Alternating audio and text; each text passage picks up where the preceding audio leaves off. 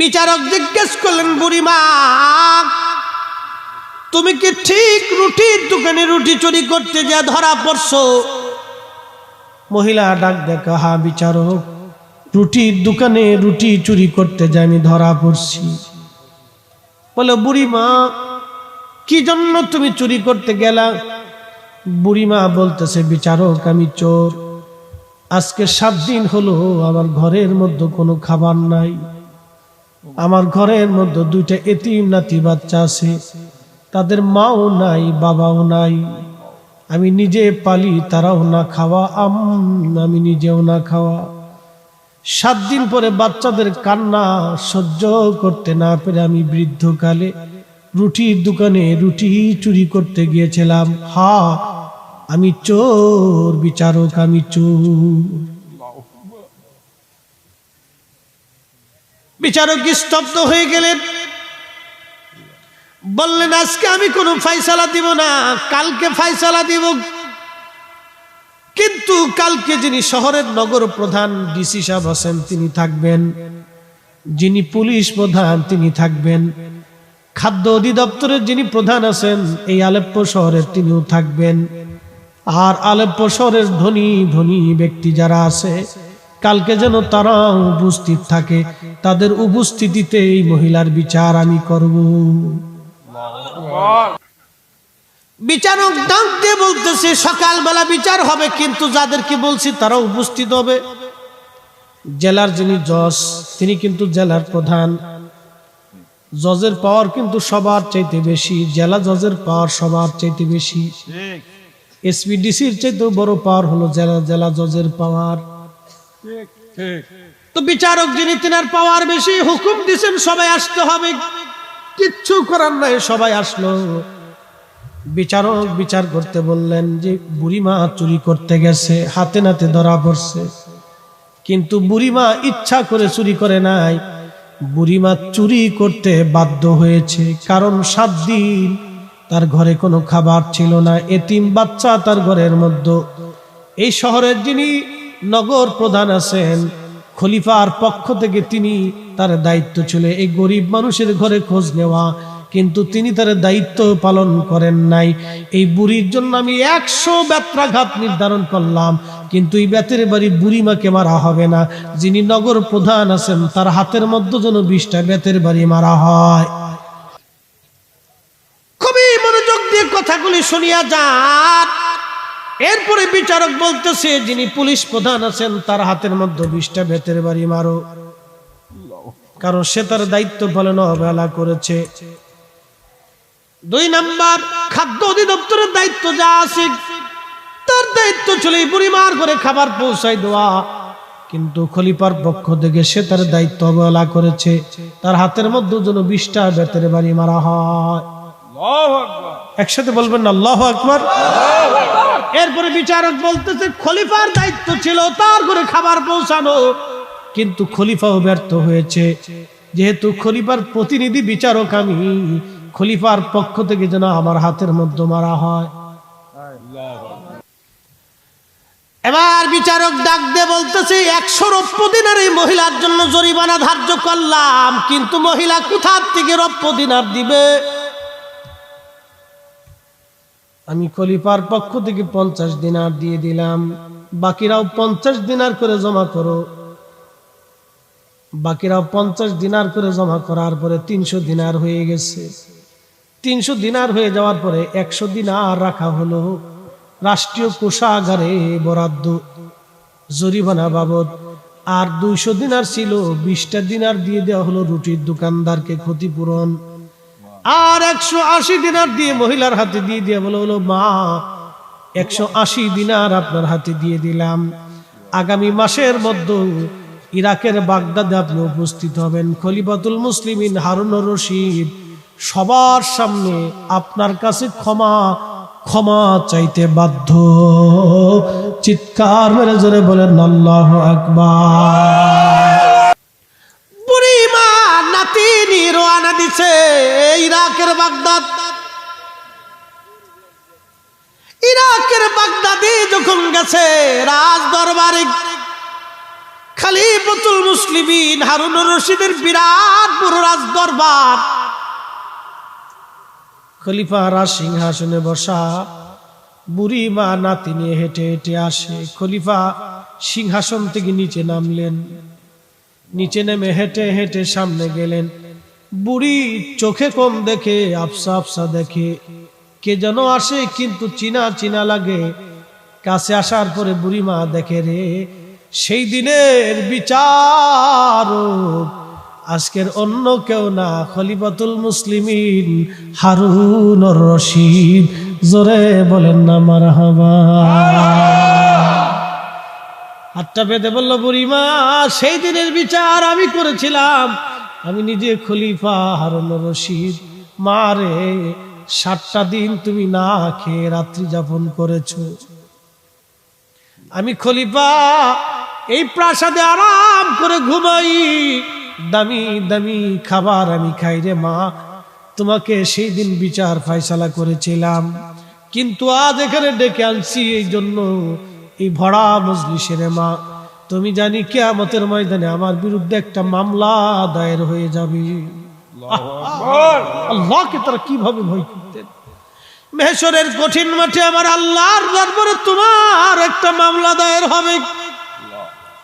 7টা দিন তুমি ক্ষুধার্ত ছিলা, তোমার এতিম বাচ্চাগুলি না খাওয়া, এতিমের পক্ষ থেকে মামলা হবে। মামলার বাদী হবে রহমতের নবী, যিনিও এতিম। কি জবাব আমি খলিফা হারুনুর রশিদ দিব? বুড়িমা ভরা মজলিসে তোমার কাছে ক্ষমা চাচ্ছি, 7টা দিনের কষ্টগুলি তুমি দয়া করে আমারে মাফ করে দাও। আল্লাহু আকবার। না না, আরো জোরে বলেন না আল্লাহু আকবার। এই জন্য কোন শাসক যদি নেই বিচার করে, কিয়ামতের ময়দানে আরশে মুআল্লার নিচে আল্লাহ তার জায়গা করে দিবে। নতুবা বহু ধনী রাজা বাদশা জ্ঞানী গুলি, বহু শিক্ষিত আর বিরাট বড় পয়সাওয়ালারা কিয়ামতের মাঠে উলঙ্গ হইয়া আল্লাহর সামনে থরথর করে সিজদায় পড়ে কাঁদতে থাকবে লক্ষ লক্ষ বছর, লক্ষ লক্ষ বছর। আল্লাহ তাদের দিকে ফিরেও তাকাবে না। কিন্তু কিয়ামতের ময়দানে একজন ভিখারির দাম আল্লাহর দরবারে বেশি হয়ে যাবে। কোন একজন মিসকিনের দাম বেশি হবে, দিন মজুরের দাম বেশি হবে, রিকশাওয়ালার দাম বেশি হয়ে যাবে, একজন সাধারণ ব্যক্তির দাম বেশি হয়ে যাবে। কি কারণে? আল্লাহর কোরআন বলে ইন্না আকরামাকুম ইনদাল্লাহি আতকাকুম। দুনিয়াতে যার অন্তরে আল্লাহর ভয় বেশি, কিয়ামতের ময়দানে ওই লোকটাই হবে আল্লাহর দরবারে সম্মানিত। একবার জোরে বলা যাবে কি আল্লাহু আকবার। জুমার নামাজ পড়ার জন্য আপনারা রওনা দিলেন, গোসল করে পাক সাফ হয়ে রওনা দিলেন। মসজিদে ইমাম সাহেব হুজুরের সামনাসামনি বসলেন, কাছাকাছি গেলেন। শুধু গেলেন না, আদবের সাথে বসলেন। শুধু বসলেন না, খুতবা শুনে নামাজ পড়ে আপনারা আদবের সাথে চলে আসলেন। মোটর সাইকেল চালিয়ে না, রিক্সা ভ্যানে না, পায়ে হেঁটে যাবেন, পায়ে হেঁটে আসবেন। আল্লাহর হাবিব ডাকতে বলতেছেন, উম্মত প্রত্যেক কদমে কদমে আমার আল্লাহ খুশি হয়ে বান্দার আমল নামায় একটা কবুল হজ আর একটা কবুল ওমরা হজের কবুল, একটা কবুল রোজা, অর্থাৎ 1 বছর পর্যন্ত রোজা রাখলে যে সওয়াব হবে, আর 1 বছর পর্যন্ত নামাজ পড়লে যে সওয়াব হবে, প্রত্যেক কদমে কদমে আমার আল্লাহ বান্দার আমল নামায় এই পরিমাণ নেকি লিখে দেবে।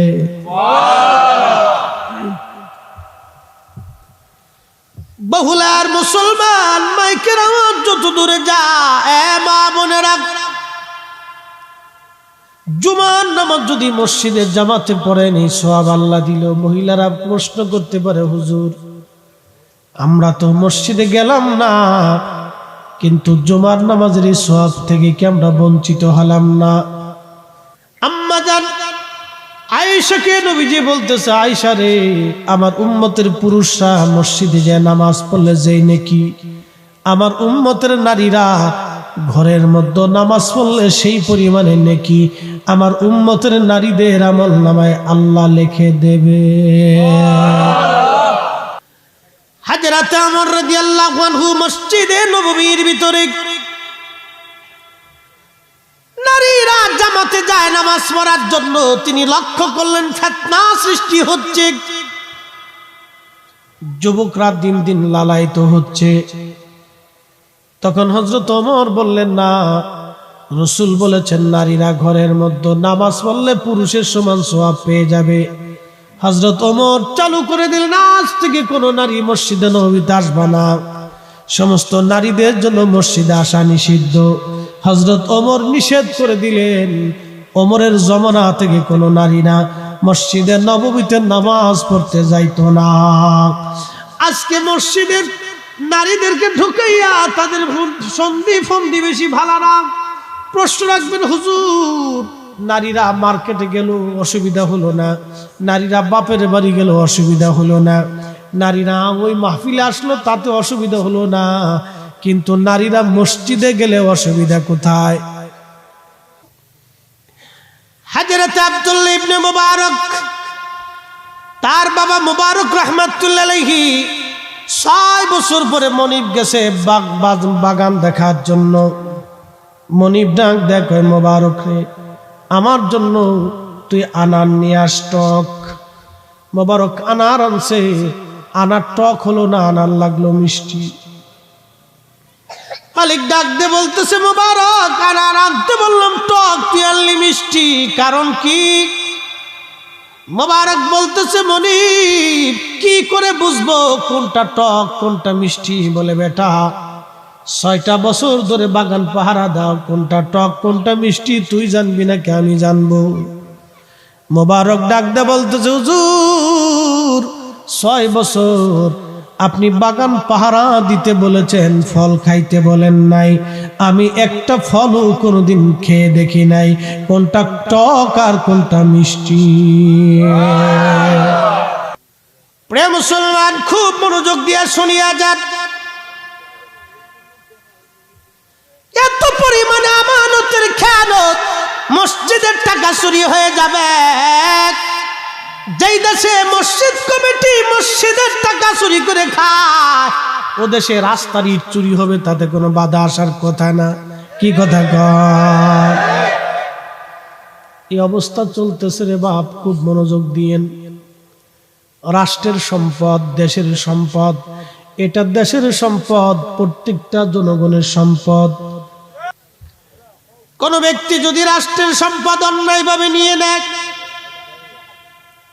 অবৈধভাবে নিজের মনে করে সম্পদ নিয়ে চলে যায়, তার শাস্তিটা কেমন হবে শুনে যান। আজ কেউ যদি মসজিদের টাকা চুরি করে খায়, বাজান এটা আল্লাহর ঘরের টাকা, এখানে আল্লাহর ঘরের জন্য এলাকার হাজার হাজার মানুষ এই টাকা দান করে। ওখানে শুধু মসজিদের না, ওই হাজার হাজার মানুষের হক। কঠিন মেহশরের মাঠ কায়েম হয়ে যাবে। কোরআন বলতেছে, মালিকি ইয়াউমিদ্দিন, বিচার দিনের মালিক আমি আল্লাহ, বিচার দিনের মালিক আমি আল্লাহ। ও বান্দা, কিয়ামতের মাঠে আল্লাহর আদালতে দাঁড়াবে। নবীজি বলতেছেন, সাহাবীরা তোমরা কি জানো কিয়ামতের মাঠে সবচাইতে গরিব কে হবে আর ধনী ব্যক্তি কে হবে? সাহাবীরা জানোনি? সাহাবীরা জবাব দিল, ইয়া রাসূলুল্লাহ, আল্লাহু ওয়া রাসূলুহু আলাম, আল্লাহ এবং তার নবী ভালো জানে। আল্লাহ জানে, নবী জানে, আল্লাহ জানে, নবী জানে, আল্লাহ জানে, নবী জানে। একবার জোরে বলা যাবে কি আল্লাহু আকবার? আল্লাহ জানে, নবী জানে রে, আল্লাহ জানে, নবী জানে। কথা বলার পরে সাহাবীদেরকে নবী বললেন, সাহাবীরা কিয়ামতের মাঠে গরিব হবে ওই ব্যক্তি ভুরি ভুরি আমল নিয়ে গেছে। এদের ভিতরে কিছু আজি সাধু আছে, বিরাট বড় আজি, মক্কায় প্রত্যেক মাসে মাসে বছরে বছরে 2-3 বার যায়। আমি একবার গেলাম, আমার পাশে জমে ছিল এক হাজি, আমি বললাম, কাকা কতবার? বলে 8 বার। আমি বললাম, মরার আগে কি চিন্তা আছে নাকি? আগামী বছর আবার চিন্তা আছে। এলাম, আসতে থাকেন কাকা, কি জন্য আসেন? বলে, বাবারে আল্লাহ পাওয়ার জন্য। বললাম, বাজান গো, 8 বারে আপনি খরচা করছেন 20 থেকে 30 লাখ টাকা কাকিরে নিয়ে, বলে হ্যাঁ। আমি বললাম বাজান 8-10 বার আপনি 20 থেকে 30 লাখ টাকা খরচা করলেন আল্লাহ পাওয়ার জন্য, বাড়ির পাশে কি গরিব মানুষ নাই? এলাকায় কি দরিদ্র মানুষ নাই যারা টাকার অভাবে ওষুধ কিনতে পারে না রে বাবা?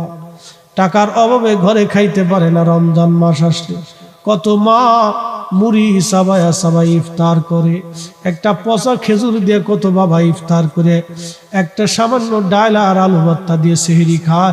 এরকম আমার দেশে হাজার হাজার মানুষ আছে।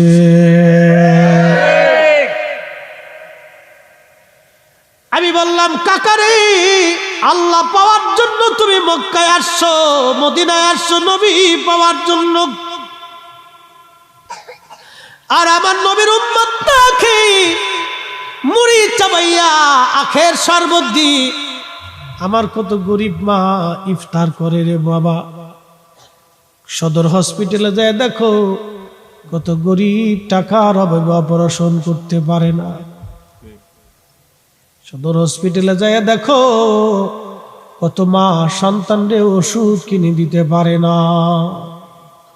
গুনে গুনে হিসাব করে করে টাকার পরিমাণে ওষুধ কিনে খাওয়ায়। দুঃখে দুঃখে দিনের পর দিন মানুষগুলি কষ্ট করে। বললাম বাবারে, 1 বার আসছিলেন ভালা, 2 বার আসছেন তাও ভালা, 3 বার আসছেন ভালা, বাকি টাকা দিয়ে যদি গরিব মানুষের ঘরে খাবার পৌঁছাইতেন, টাকার দিয়ে ওষুধ কিনে দিতেন রে বাবা, আজকে আপনার আল্লাহ পাওয়ার জন্য মক্কা মদিনায় আসা লাগতো না।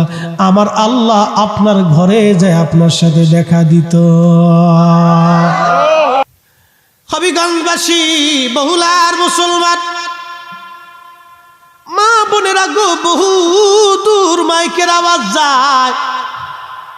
ও মা বোনেরা কথাগুলি শুনে যাবেন, দামি দামি কথা। কিয়ামতের মাঠে আল্লাহ পাক বলতেছেন, নবী বলতেছেন সাহাবীরা রে, আল্লাহর বান্দা এরকম নেকি নিয়ে কিয়ামতের ময়দানে উঠে গেল, কিন্তু 18 কোটি মানুষ তার বিরুদ্ধে মামলা করবে। 18 কোটি মানুষ মামলা করবে। কিয়ামতের মাঠে আল্লাহর নবী রাসূল করিম সাল্লাল্লাহু আলাইহি সাল্লাম বলতেছে সাহাবীরা রে, 18 কোটি মানুষ তার বিরুদ্ধে মামলা করবে। ফেরেশতারা এসে বলবে ইয়া রাব্বুল আলামিন, এত পরিমাণে পাওনাদার আর শেষ হয় না গো আল্লাহ, কিন্তু পাওনাদার কিভাবে মিটাবো? আমার আল্লাহ ডাক দিবে, বান্দার নেক আমলগুলি পাওনাদারদের আমলে চাপাই দাও। সুবহানাল্লাহ। বান্দার নেক আমল যে চুরি করছিল, অন্যায়ভাবে রাষ্ট্রীয় সম্পদ চুরি করে খাইছিল, তার নেক আমলগুলি 18 কোটি মানুষের আমল নামায় চাপাই দিয়ে দেওয়া হবে বেনিফিট। একসাথে বলা যাবে আল্লাহু আকবার। দক্ষিণ পাড়ার গরুরে উত্তর পাড়ার গরু গুতাইছে। কিয়ামতের মাঠে উত্তর পাড়ার গরু বলবে রব্বুল আলামিন, দক্ষিণ পাড়ার গরু আমারে গুতাইছিল। আল্লাহ ডাক দেবে, রে তুই কি গুতাইছিলি? বলে হ্যাঁ আল্লাহ আমি গুতাইছিলাম। আল্লাহ বলবে তোর যেইভাবে গুতা মারছিল তুমি সেইভাবে গুতা মেরে দাও।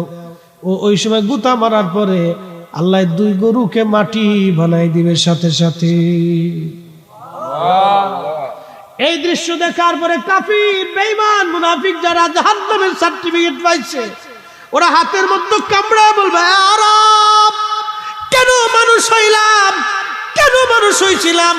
আমরা যদি গরু ছাগল হইতাম তাহলে আজকে আমরা মাটি হয়ে যাইতে পারতাম, কেন মানুষ হইলাম?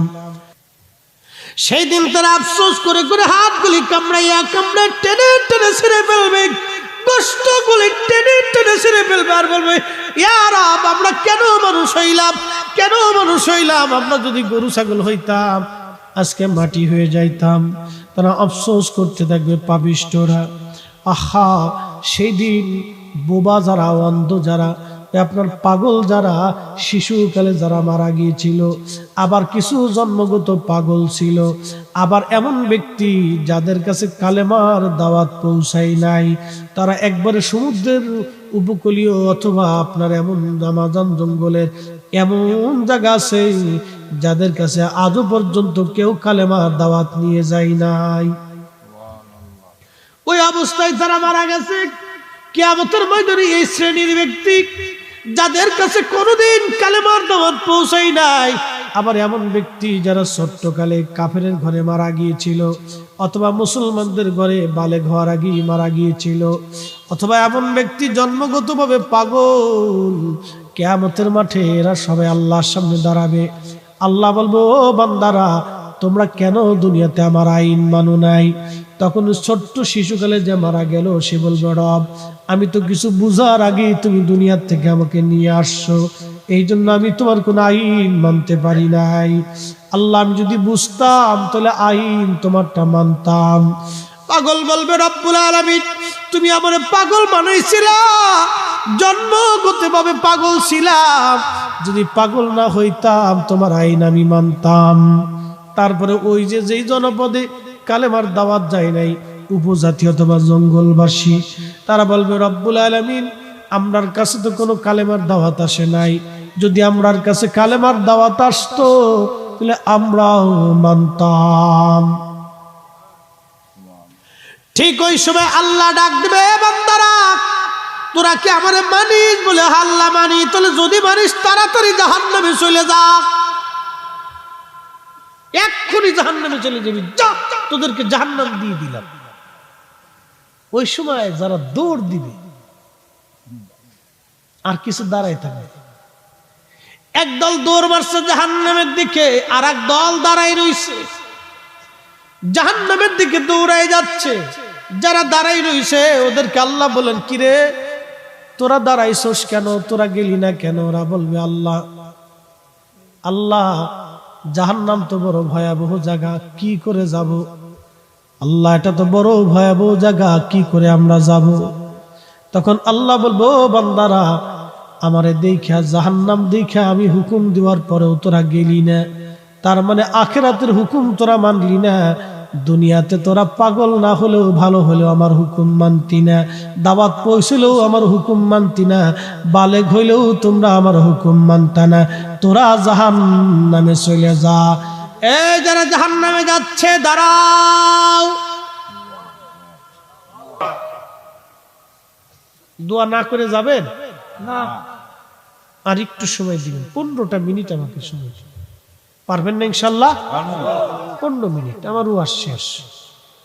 আমার ওয়াজ যদি একটু বাড়ি পর্যন্ত নিয়ে যান তাহলে আমার জীবন সাকসেস। বহু শ্রোতার কারণে কিয়ামতে বক্তা জান্নাতে যাবে। সুবহানাল্লাহ কইলেন না? আমরা যা বলি তা আমল করি না। ঠিক। বাংলাদেশের অধিক বক্তা যা বলে তা আমল করে না। শুনে রাখেন, আমরা যা বলি তা আমল করি না, করতে পারি না, অনেক সময় হয় না। আপনারা অনেকে তাহাজ্জুদ পড়েন, আমাদের সুযোগ হয় না। ছাত্র বয়সে স্টুডেন্ট লাইফে অনেক হয়েছে, এখন আর সেই সুযোগ নাই, এই নসিব আমাদের হয় না মনোযোগ দিয়ে। তো খুব ইম্পর্টেন্ট কথা আমি আপনাদের সামনে তুলে দিতেছি। কিয়ামতের মাঠে বক্তার কথা শুনে বহু মানুষ আমাদের কথা শুনে পরিবর্তন হয়, অনেক মানুষ হয়, অনেক মানুষ। এক ভদ্রলোক একদিন এসে আমার হাত ধরে কাঁদতেছে। আমি বললাম, কাঁদেন কেন? বলে, হুজুর, আমি একটা সেক্টর, পরিবহন সেক্টরের সে সভাপতি একটা জেলা। তো যাই হোক, আমি কোন জেলা কোন এলাকার নাম বলবো না।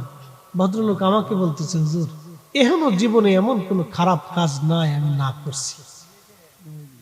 পশ্চিম কি জিনিস আমি জানতাম না, আপনার ওয়াজ শোনার পরে আমি তওবা করছি।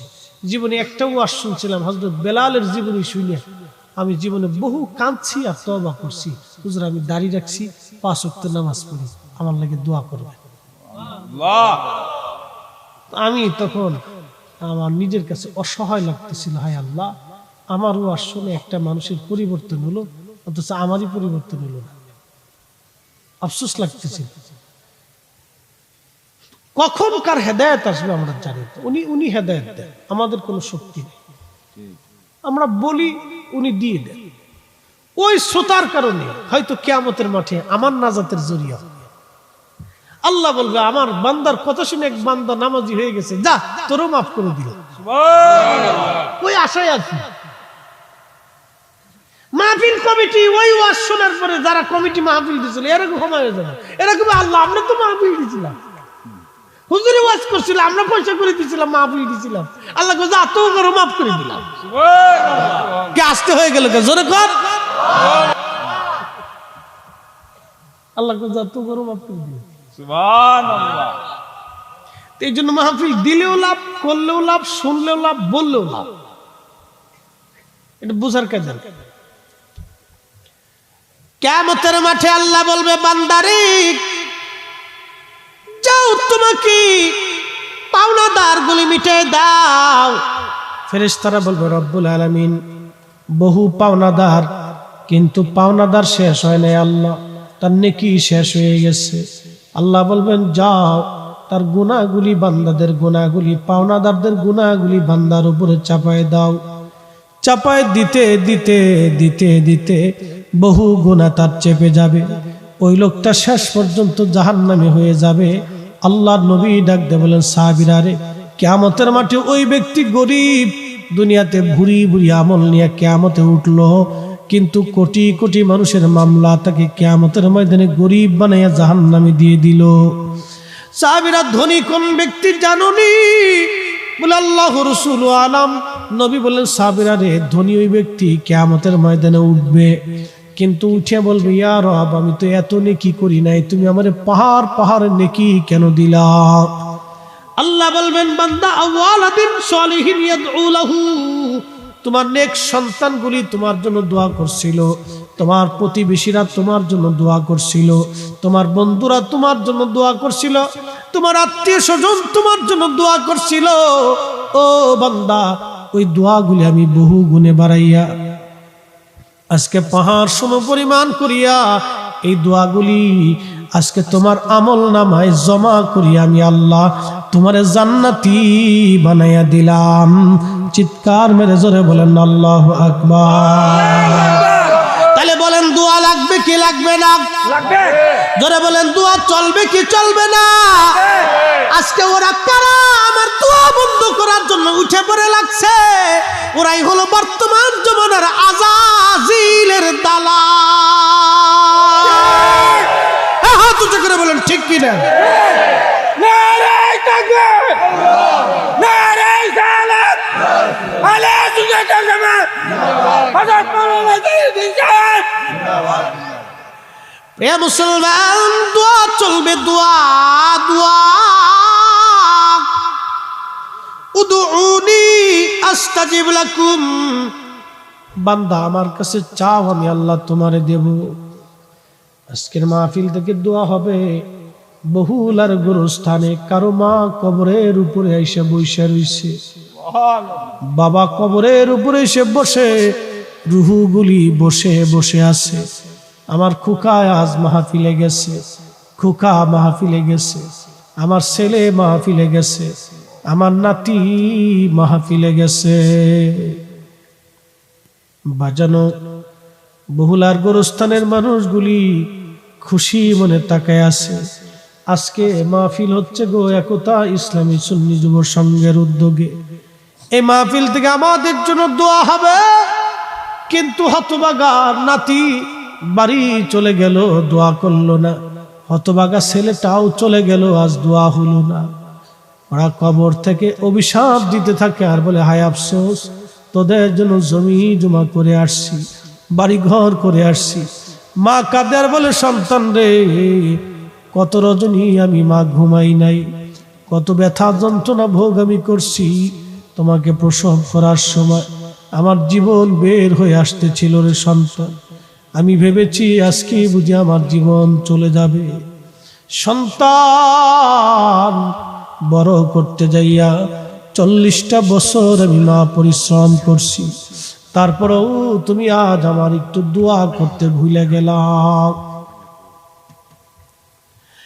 এই জন্য নবীকে প্রশ্ন করা হলো ইয়া রাসূলুল্লাহি, মা বাবা মরে যাওয়ার পরে মা বাবার কি কোনো হক আছে? নবী বললেন হ্যাঁ, 1 নম্বর অত্যধিক পরিমাণে বাবা মার জন্য দোয়া করা, দোয়া করা, দোয়া করা। আজকে যারা দোয়া ভুলছো কপাল পোড়া, দোয়া যারা মানতেছো না, অস্বীকার করো, এদের বদনসিব, বড় বদনসিব।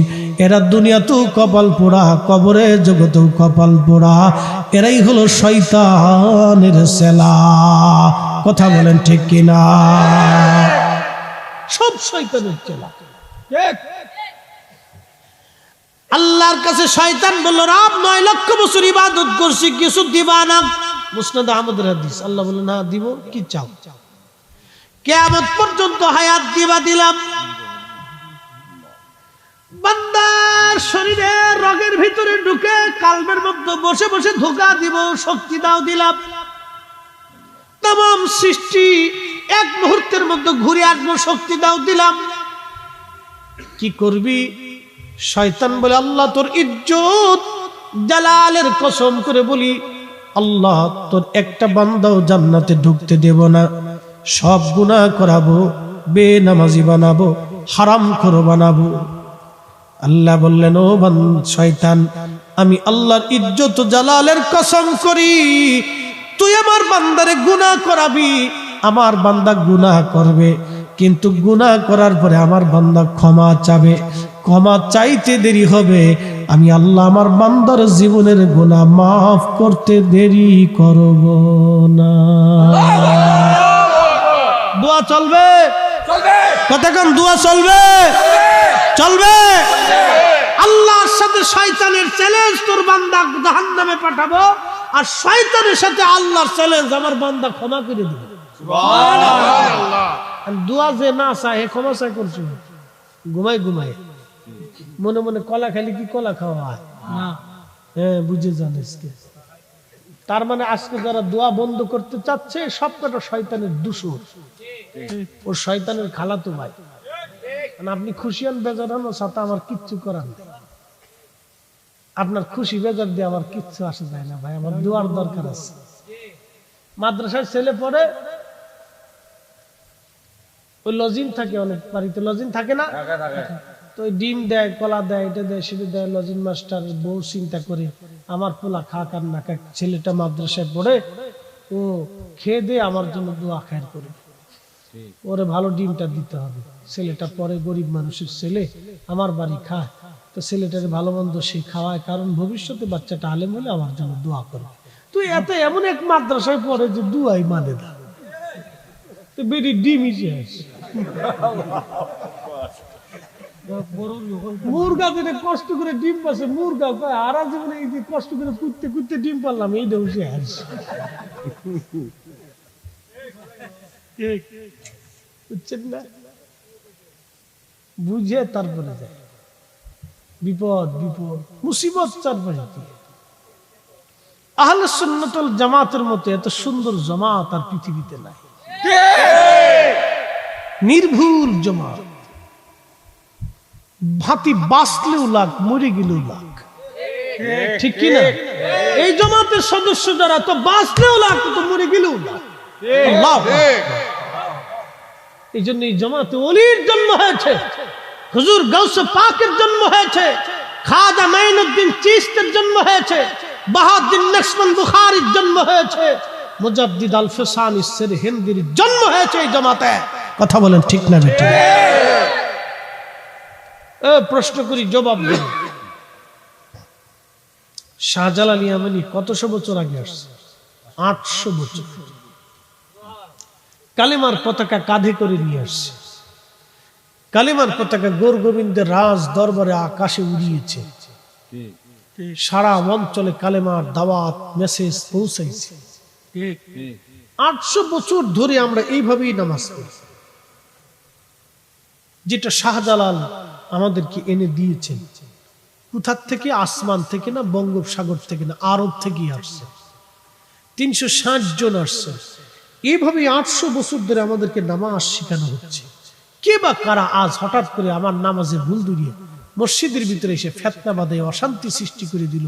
এই সব কয়টি শয়তানের দালা। বলবেন শাহজালাল ঠিক, ওরা বেটি, আর বলবেন না ওরা ঠিক, শাহজালাল বেটি। কেউ যদি বলে শাহজালাল বেঠিক, তো আমি লুঙ্গির কাপড় উঁচা করে টর্চ লাইট মেরে দেব, ওর মুসলমানি দিছে কিনা। কি কথা করলাম? কথা খারাপ করছি আমি?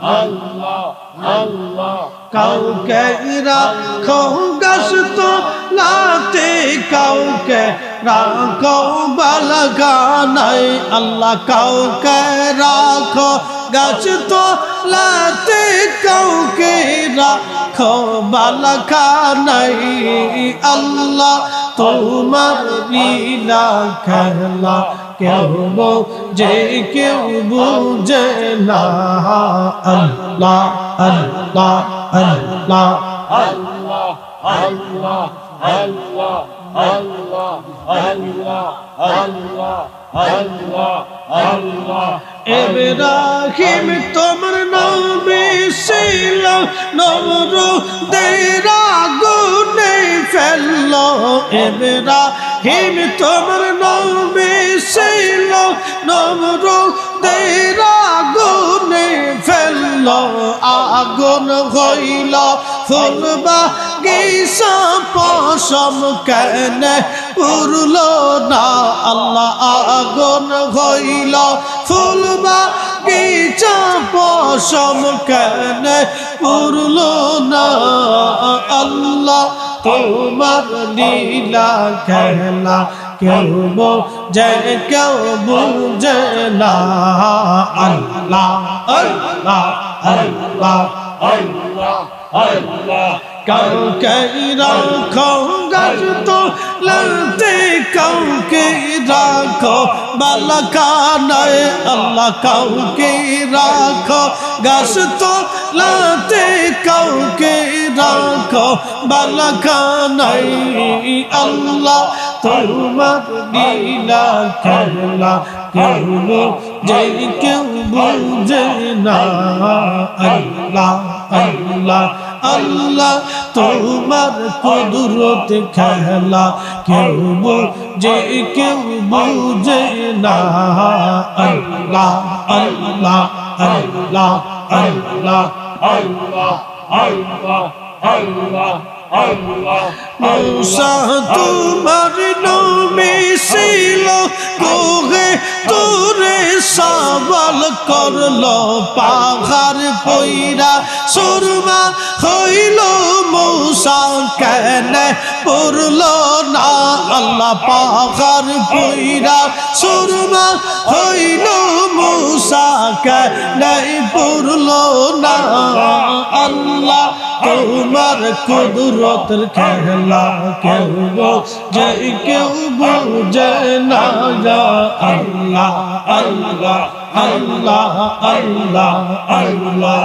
আল্লাহ আল্লাহ আল্লাহ কাউকে রাখো গাছ তলাতে কাউকে রাখো বালখানায় আল্লাহ কাউকে রাখো গাছ তলাতে কাউকে রাখো বালখানায় আল্লাহ তোমার কুদরত খেলা কেউ যে কেউ বুঝে না আল্লাহ আল্লাহ আল্লাহ আল্লাহ আল্লাহ আল্লাহ আল্লাহ আল্লাহ আল্লাহ আল্লাহ ইউনুস তোমার নবী ছিল মাসে তারে গিলে ফেললো ইউনুস তোমার নবী ছিল মাসে তারে গিলে ফেললো মাসের পেটে রইলেন ইউনুস হজম কেন হইল না মাসের পেটে রইলেন ইউনুস হজম কেন হইল না আল্লাহ তোমার কুদরত খেলা কেউ যে কেউ বুঝে না আল্লাহ আল্লাহ আল্লাহ আল্লাহ আল্লাহ আল্লাহ আল্লাহ আল্লাহ আল্লাহ আল্লাহ আল্লাহ কাউকে রাখো গাছ তলাতে কাউকে রাখো বালখানায় আল্লাহ কাউকে রাখো গাছ তলাতে কাউকে রাখো বালখানায় আল্লাহ তোমার লীলা খেলা কেউ যে কেউ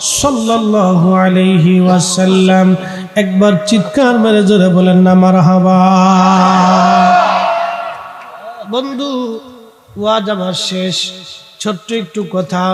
কোরআন বলতেছে ওয়ানফিকু মিম্মা রাযাকনাকুম মিন ক্বাবলি আইয়াতিয়া আহাদাকুমুল মাউত। বান্দা, মৃত্যু আসার আগে তুমি তোমার রিজিক থেকে, সম্পদ থেকে আল্লাহর রাহে দান করো, খরচ করো। যদি না করো কি হবে? কিয়ামতের মাঠে মানুষগুলি গোশতগুলি কামড়ায় কামড়ায় টেনে টেনে ছিঁড়ে ফেলবে। হাসরের মাঠ, লক্ষ কোটি কোটি মানুষ হাতের গোশতগুলি কামড়ায় টানবে আর ছিঁড়বে, আর আফসোস করে বলবে ফায়াকুলা রব্বি, ও আমাদের রব, ও আমাদের মালিক, আমাদের খালিক, আমাদের প্রতিপালক, লাউলা আখারতানি ইলা আজালিন করিব, আমাদেরকে আবার দুনিয়ার মধ্যে পাঠান, আমরা দুনিয়াতে পুনরায় আবার ফিরে যাব। ফাআসাদ্দাকা, বেশি বেশি করে সদকা দিব। জেলখানায় কোনো মানুষ যখন 40 বছরের জেল হয়ে যায়, অথবা আজীবন মরণ পর্যন্ত যার জেল হয়, অথবা 14 বছর যার জেল হয়ে যায়, সেই 14টা বছর ধরে খালি আফসোস করে, আহা যদি অঘটনটা আমি না ঘটাইতাম, যদি মার্ডারটা আমি না করতাম, যদি এই অবৈধ কাজের সাথে আমি সংযুক্ত না থাকতাম, তাহলে আজকে জেলখানার ভিতরে আমাকে পুড়ে পুড়ে মরতে হতো না, পুড়ে পুড়ে শাস্তি নিতে হতো না। এইভাবে লোকটি আফসোস করতে থাকে। কিয়ামতের মাঠ, মানুষগুলি গোশতগুলি কামড়ায়া টেনে টেনে ছিঁড়ে ফেলবে, আর বলবে আল্লাহ ফাআসাদ্দাকা, দুনিয়াতে বেশি বেশি করে সদকা দিব।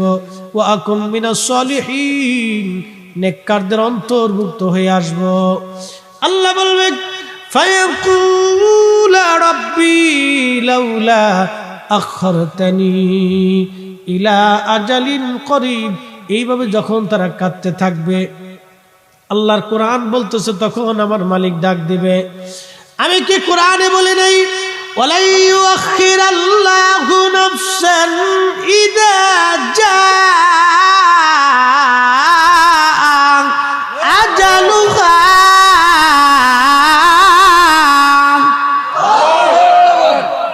বান্দারে দুনিয়ার থেকে কবরে হাসরে যদি একবার আসো, আর দুনিয়াতে ফিরে আসার সুযোগ নাই, দুনিয়াতে আর ফিরে আসার সুযোগ নাই, দুনিয়াতে আর ফিরে আসার সুযোগ নাই। জিন্দেগি তো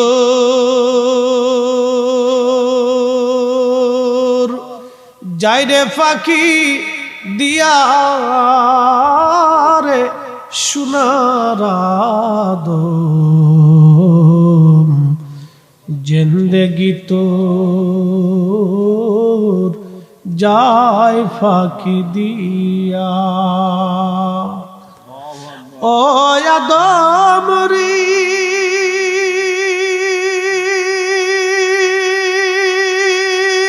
কামিনীর ওই কোলেতে, কামিনী মানে রাত্র, কামিনীর ওই কোলেতে কাল ঘুমেতে রইলি তুই, সারা নিশি কাটাইলি তুই ঘুমাইয়া ঘুমাইয়া রে সোনার আদম। জিন্দেগি তো যায় ফাঁকি দিয়া। সময় আমাদের শেষ। পাশে একটা মাদ্রাসা আছে, মাদ্রাসার নাম আলা হযরত ইমাম মাহমুদ রেজা